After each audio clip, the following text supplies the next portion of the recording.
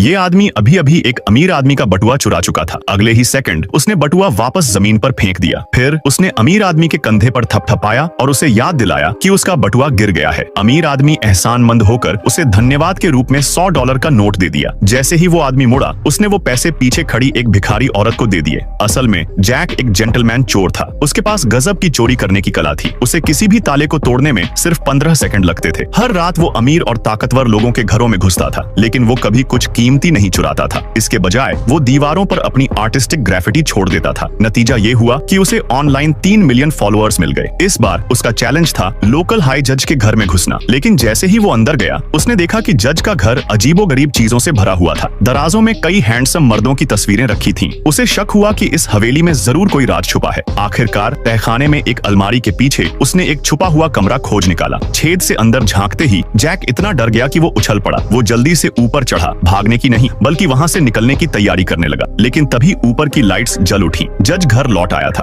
असल में जज के फोन पर घर में घुसपैठ की अलर्ट आई थी, इसलिए वो चेक करने वापस आया। लेकिन घर में सब कुछ वैसा का वैसा था। उसे लगा कि अलार्म सिस्टम में कोई खराबी आ गई होगी। बेख्याली में उसने ऊपर देखा तो दीवार पर टंगी पेंटिंग थोड़ी टेढ़ी दिखी। जैक ने इस मौके का फायदा उठाया और जज के पीछे से निकलने की कोशिश की, लेकिन शायद जज को कुछ सुनाई दे गया था। खुशकिस्मती से जैक तुरंत जमीन पर लेट गया और बाल बाल बच गया। उसने कमरे में एक आदमी को देखा था जिसे बेरहमी से टॉर्चर करके इतना बिगाड़ दिया गया था कि उसकी पहचान करना मुश्किल था। अगले दिन उसने तुरंत पुलिस को गुमनाम कॉल की, लेकिन वो छुपा हुआ कमरा इतनी चालाकी से छिपाया गया था कि पुलिस उसे ढूंढ नहीं पाई। एक जेंटलमैन चोर होने के नाते उसने खुद इस मामले को सुलझाने का फैसला किया।